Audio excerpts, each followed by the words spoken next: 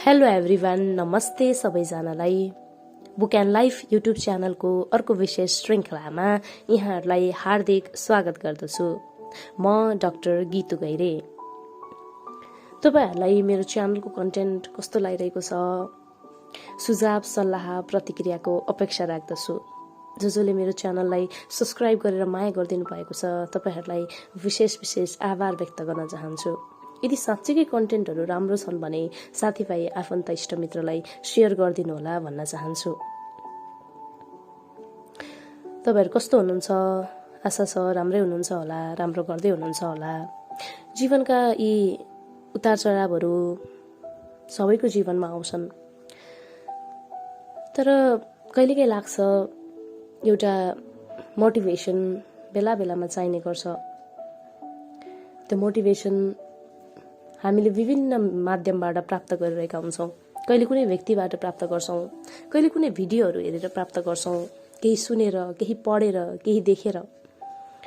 मलाई पनि जीवनमा विभिन्न समयमा विभिन्न खालको मोटिभेसनको आवश्यकता पर्दछ, तपाईहरूलाई जस्तै।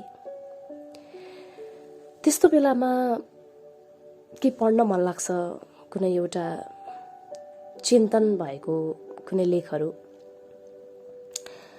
आज भने म तपाईहरूलाई त्यस्तै आफू अत्यन्तै दुखी भएको अवस्थामा, अथवा आफू म त केही गर्न सक्दिनँ रहेछु, उसले मलाई यस्तो भन्यो, उसले मलाई नराम्रो भन्यो भनेपछि हामी दुखी हुन्छौँ। त्यस्तो बेलामा हामीलाई केही न केही मोटिभेसन चाहिन्छ, फेरि अघि बढ्नलाई एउटा प्रेरणा चाहिन्छ।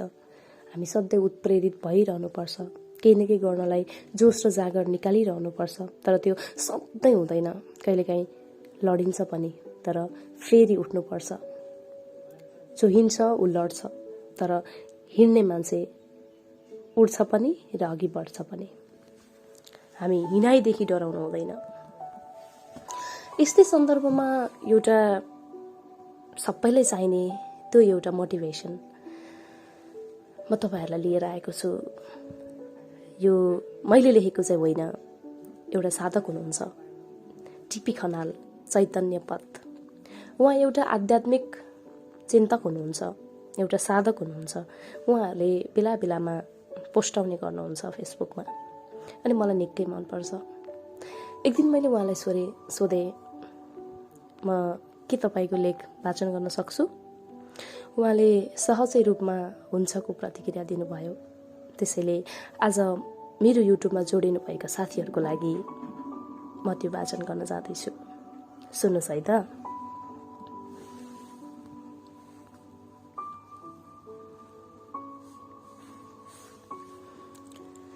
ताराहरू दिउँसो पनि आकाशमै हुन्छन्, तर अँध्यारो नभई हामीहरूले ती ताराहरू आकाशमा चम्केको देख्न सक्दैनौँ।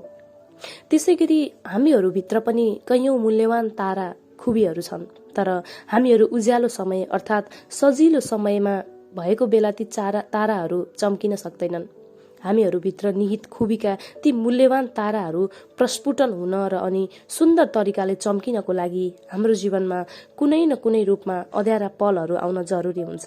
त्यसैले हाम्रो जीवनमा आइपर्ने अँध्यारा क्षणहरू देखेर नडराउँ, बरु त्यसबाट दह्रो खुट्टा टेकेर उभिने प्रयास गरौँ, ताकि नलडियोस्। अनि निश्चित छ त्यही अँध्यारो क्षणसँग सङ्घर्ष गर्दा गर्दै हामीभित्र पनि चम्किला खुबीरूपी कैयन ताराहरूको विकास हुनेछ, र त्यसपछि हामीहरू पनि आफ्नो क्षेत्रमा चम्किन सक्नेछौँ। किनकि यो नियम मान्छेले बनाएको होइन, प्रकृतिले बनाएको नियम हो। त्यसैले प्रकृतिलाई बुझ्न र आत्मसात गर्न सिकौं। हरेक दुःख कष्टको उत्कृष्ट समाधान यही प्रकृतिमै छ। समस्या अन्त कतै छैन, हामी भित्रको अज्ञानतामा छ।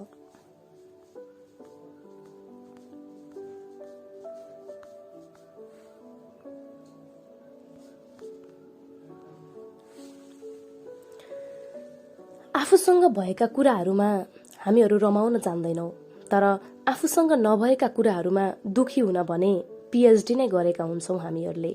त्यसै गरी आफूसँग भएका बलिया पक्षहरूको सदुपयोग गर्न जान्दैनौँ, तर आफ्ना कमजोर पक्षहरूलाई भने सधैँ काखी च्यापिरहन्छौँ। हामीहरूभित्र निहित बलिया र कमजोर पक्षहरू भनेका दिन र रात जस्तै एउटै सिक्काका दुई पाटा हुन्, जुन सधैँ हामीहरूसँगै हुन्छन्। दिनको उज्यालोमा रमाउने अर्थात् उत्पादक हुने अनि रातको अँध्यारोमा आँखा चिम्म गरेर निदाएर फेरि भोलिको उज्यालोमा रमाउनका लागि ऊर्जा आर्जन गर्नु नै स्वाभाविक प्राकृतिक नियम हो। त्यसैले हामीहरूभित्रका बलिया पक्षहरूलाई कहिल्यै पनि निदाउन नदिने अनि कमजोर पक्षहरूलाई भने कहिल्यै पनि बिउजन नदिने गरी निरन्तर प्रयास गरिराख्नु नै सदा खुसी भइराख्ने एउटा सर्वोत्तम उपाय हो।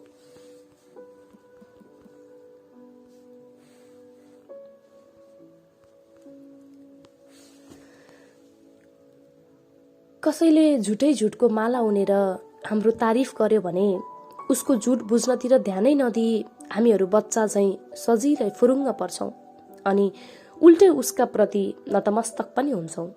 तर साँचो बोलेर कसैले हाम्रो आलोचना गर्यो भने हामीहरू यत्तिकै ठुस्स पर्छौं र उसका प्रति सिधै नकारात्मक हुन्छौं।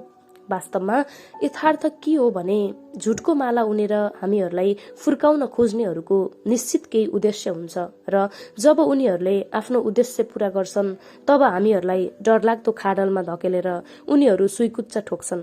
तर हाम्रो सकारात्मक आलोचना गर्नेहरूको कुरा सुनेर त्यसलाई मनन गर्न सक्ने हो भने निश्चित छ हामीहरू हाम्रा कमजोरीहरू सच्याउन सक्छौं र ठूलो दुर्घटना पर्नबाट जोगिन सक्छौं।